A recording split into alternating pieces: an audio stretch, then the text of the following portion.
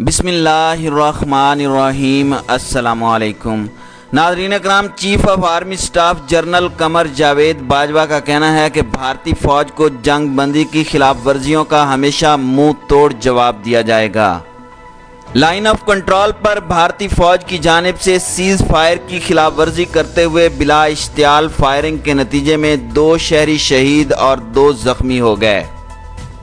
پاکستان کے دفتر خارجہ نے line of control per cease fire معاہدے کی خلاف ورزیوں پر بھارت کے سینئر سفارتکار کو طلب کر کے احتجاج ریکارڈ کرا دیا، اور ویڈیو کے آخر میں آپ کو بتائیں گے کہ پاکستان نے دراندازی کی کوششوں کے بے بنیاد بھارتی الزامات اور لائن آف کنٹرول کے پار لانچنگ پیڈز کو نشانہ بنانے کے من گھڑت دعووں کو سختی سے مسترد کر دیا۔ ناظرین اکرام، اب بڑھتے ہیں ان خبروں کی تفصیلات کی طرف۔ Chief of army staff general Qamar Javed Bajwa کا کہنا ہے کہ بھارتی فوج کو جنگ بندی کی خلاف ورزیوں کا ہمیشہ منہ توڑ جواب دیا جائے گا۔ پاک فوج کے شعبہ تعلقات عامہ کے مطابق آرمی چیف نے لائن آف کنٹرول کے اگلے مورچوں کا دورہ کیا، جہاں انہیں LOC کی صورتحال، بھارتی فوج کی جانب سے سیز فائر کی مسلسل خلاف ورزی کرتے ہوئے معصوم شہریوں کو نشانہ بنانے اور پاک فوج کے رد عمل پر بریفنگ دی گئی۔ جنرل قمر جاوید باجوہ نے پاک فوج کے جوانوں کے بلند حوصلوں اور پیشہ ورانہ مہارت کو سراہا۔ آرمی چیف نے جوانوں سے خطاب کرتے ہوئے کہا کہ بھارتی قابض فورسز کی جانب سے بے گناہ کشمیریوں پر وحشیانہ مظالم اور آزاد جموں اینڈ کشمیر میں شہری آبادی کو نشانہ بنانے کی غیر اخلاقی کارروائیاں ناقابل قبول ہیں۔ انہوں نے کہا کہ کنٹرول لائن پر بھارت کی اشتعال انگیز کارروائیاں علاقائی امن و استحکام کے لیے خطرہ ہیں۔ آرمی چیف نے اعادہ کیا کہ بھارتی فوج کو جنگ بندی کی خلاف ورزیوں کا ہمیشہ منہ توڑ جواب دیا جائے گا۔ جنرل قمر جاوید باجوہ نے کرونا سے متعلق فارمیشن کی احتیاطی تدابیر کی تعریف کی اور وائرس سے لڑنے کے لیے آزاد جموں اینڈ کشمیر کی معاونت کو سراہا۔ ان کا کہنا تھا کہ پاک فوج وبا پر قابو پانے کے لیے قومی کوششوں کی حمایت جاری رکھے گی۔ ناظرین اکرام، یاد رہے کہ گزشتہ روز بھی LOC پر بھارت کی اشتعال انگیزی سے ایک شہری زخمی ہو گیا تھا۔ سیز فائر کی خلاف ورزیوں پر احتجاج ریکارڈ کرانے کے لیے آج سینئر بھارتی سفارتکار کو دفتر خارجہ طلب کیا گیا۔ اس سے قبل پیر کو لائن آف کنٹرول پر بھارتی فوج کی بلا اشتعال فائرنگ کے نتیجے میں آزاد جموں اینڈ کشمیر کی رہائشی خاتون شہید اور ایک بچی زخمی ہو گئی تھی۔ ناظرین اکرام، واضح رہے کہ 24 اپریل کو پاک فوج کے ترجمان نے پریس بریفنگ کے دوران بتایا تھا کہ 26 فروری کو پاکستان میں کرونا وائرس کے پہلے کیس کی تشخیص سے لے کر اب تک 456 مرتبہ بھارت نے سیز فائر معاہدے کی خلاف ورزی کی ہے، جس میں ایک شیرخوار بچہ شہید اور 31 لوگ زخمی ہوئے، جن میں 7 خواتین اور 8 بچے بھی شامل ہیں۔ DGISPR نے کہا کہ سیز فائر خلاف ورزیوں میں بھاری آرٹری کا استعمال کیا گیا۔ بھارتی فوج پاکستان کی جوابی کارروائیوں سے بچنے کے لیے آبادی کا استعمال کرتی ہے تاکہ مقبوضہ کشمیر کے نہتے عوام کو انسانی ڈھال کے طور پر استعمال کیا جا سکے۔ ترجمان پاک فوج نے کہا کہ بھارت کی ملٹری قیادت نے اپنی روش کے عین مطابق بھارتی میڈیا کو استعمال کرتے ہوئے جھوٹے اور مضحکہ خیز بیانات کی ناکام کوشش کی ہے۔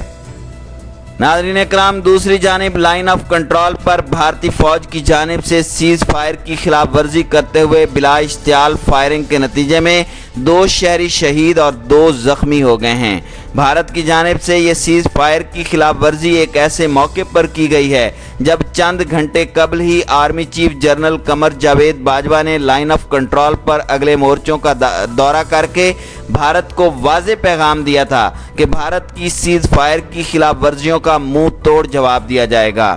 بھارتی فوج کی بلا اشتعال فائرنگ کے نتیجے میں یہ ہلاکتیں آزاد کشمیر کے ضلع حویلی کے رخ چکری سیکٹر میں ہوئی ہیں۔ حویلی میں سینئر پولیس عہدیدار شوکت مرزا نے میڈیا کے نمائندوں سے گفتگو کرتے ہوئے کہا کہ بھارتی فوج نے شام 5:30 بجے بھاری ہتھیاروں سے شیلنگ شروع کی، جس میں مارٹر اور آرٹری کا استعمال کیا گیا، اور یہ سلسلہ اب بھی وقفے سے مسلسل جاری ہے۔ انہوں نے بتایا کہ شیلنگ کے نتیجے میں گاؤں کیرنی کی 50 سالہ راشدہ بی بی جاں بحق اور ان کا 11 سالہ بیٹا زخمی ہو گیا۔ انہوں نے بتایا کہ اسی گاؤں میں 16 سالہ زبیدہ بھی شہید ہو گئیں، جبکہ فائرنگ کے نتیجے میں 55 سالہ روشن بی بی زخمی بھی ہوئیں۔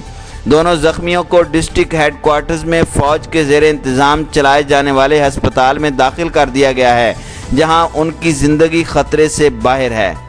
ناظرین اکرام، آزاد جموں اینڈ کشمیر حکومت کے secretary civil defence and disaster management Syed Shahid Mohi Uddin Qadri کے مطابق صرف اپریل کے مہینے میں بھارت کی بلا اشتعال فائرنگ کے نتیجے میں کم از کم 4 شہری جاں بحق اور 24 زخمی ہو چکے ہیں۔ 2020 کے آغاز سے اب تک بھارتی دراندازی کے نتیجے میں کم سن بچے سمیت کم از کم 6 افراد شہید اور 61 سے زائد زخمی ہو چکے ہیں، جبکہ اس کے علاوہ لوگوں کی املاک کو بھاری نقصان پہنچا ہے۔ ناظرین اکرام، وزیر اعظم آزاد جموں اینڈ کشمیر راجہ فاروق حیدر نے سماجی رابطوں کی ویب سائٹ ٹویٹر پر بھارتی فائرنگ کی مذمت کرتے ہوئے عالمی برادری کو بھارتی اقدامات پر خاموشی اختیار کرنے کے سنگین نتائج سے خبردار کیا۔ انہوں نے اپنے ٹویٹر میں کہا کہ بھارت کی جانب سے بلا اشتعال فائرنگ اور سیز فائر کی خلاف ورزی کے نتیجے میں 2 انسانی جانوں کا ضیاع انتہائی افسوسناک ہے۔ انہوں نے کہا کہ میں عالمی برادری کو ایک مرتبہ پھر خبردار کرتا ہوں کہ بھارت کے اشتعال انگیز اقدامات پر آنکھیں بند کرنے کے جنوبی ایشیا پر تباہ کن اثرات مرتب ہوں گے۔ ناظرین اکرام، واضح رہے کہ 2 دن قبل بھی بھارتی فوج کی بلا اشتعال فائرنگ کے نتیجے میں آزاد جموں اینڈ کشمیر کی رہائشی خاتون شہید اور ایک بچی زخمی ہو گئی تھی۔ پاکستان نے بھارت کی بلا اشتعال فائرنگ سے شہری کی ہلاکت اور سیز فائر کی خلاف ورزی پر بھارتی ناظم الامور کو طلب کر کے شدید احتجاج کیا تھا۔ اس سے قبل بھی 13 اپریل کو بھارتی فوج کی جانب سے سیز فائر کی خلاف ورزی اور بلا اشتعال فائرنگ کے نتیجے میں 2 سالہ بچہ جاں بحق اور 4 زخمی ہو گئے تھے۔ ناظرین اکرام، پاکستان کے دفتر خارجہ نے line of control per cease fire معاہدے کی خلاف ورزیوں پر بھارت کے سینئر سفارتکار کو طلب کر کے احتجاج ریکارڈ کرا دیا ہے۔ دفتر خارجہ سے جاری بیان کے مطابق سینئر بھارتی سفارتکار کو گزشتہ روز ایل او سی پر بھارتی فورسز کی جانب سے جنگ بندی کے معاہدے کی خلاف ورزی کے نتیجے میں شہریوں کے زخمی ہونے پر احتجاج ریکارڈ کروانے کے لیے طلب کیا گیا تھا۔